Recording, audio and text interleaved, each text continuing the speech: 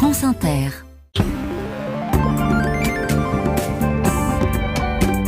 Et Kevin, nous sommes d'abord en Corée du Sud, une semaine après le séisme politique. Oui, souvenez-vous, le président Yoon Suk-yeol qui décrète la loi martiale, les hélicoptères au-dessus de Séoul, l'armée déployée au Parlement alors que les députés se réunissent pour bloquer la procédure et finalement, quelques heures plus tard, le retour à la normale. Mais évidemment, tout ça n'est pas sans conséquences pour le président conservateur qui a échappé de justesse ce week-end à la destitution. Son parti, très critique de sa décision malgré tout, a boycotté le scrutin, sauf un député qui est resté pour voter son éviction. Le parti du pouvoir au peuple affirme qu'en échange, le président a promis de laisser le pouvoir au chef de sa formation et au Premier ministre. L'opposition y voit une sorte de deuxième coup d'État. D'après la presse sud-coréenne, le PPP doit annoncer un plan menant à la démission de Yoon en début d'année prochaine.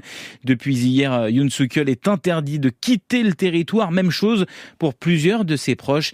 Il est visé par une enquête pour rébellion. Et nous voici en Colombie où les opérations anti-cartel franchissent un palier. Oui, les autorités reconnaissent avoir mené des bombardements la semaine dernière dans la région de Medellín contre le Clan del Golfo, le principal cartel de trafiquants de drogue du pays. Une opération qui a fait 4 morts. C'est la première fois que ce mode d'action dont on entend parler que dans le cadre de conflits armés est utilisé contre les narcotrafiquants. Pendant des décennies, ce sont les guérillas d'extrême gauche comme les FARC qui étaient ciblés par les bombardements de l'armée colombienne.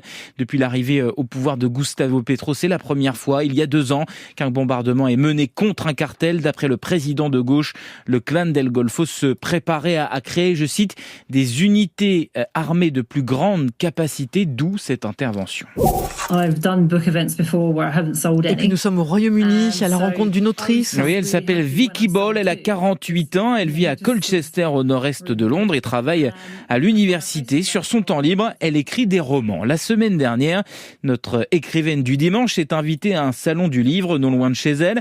À la fin de la journée, elle publie un message sur X. « J'ai vendu 2 livres », écrit-elle, accompagnée d'une photo tout sourire. Elle est en effet très heureuse puisque d'habitude, elle ne vend rien du tout. Et là, c'est le pouvoir des réseaux sociaux. Grâce à sa modestie, à sa simplicité, Vicky attire la sympathie de centaines d'internautes qui s'intéressent à son travail. Résultat, près de 750 000 likes sur son tweet, 2000 commentaires et surtout des centaines de commandes, à tel point que l'un de ses ouvrages pour ados, Powerless, c'est le titre, s'est retrouvé sur le podium des meilleures ventes Amazon durant quelques heures ce week-end.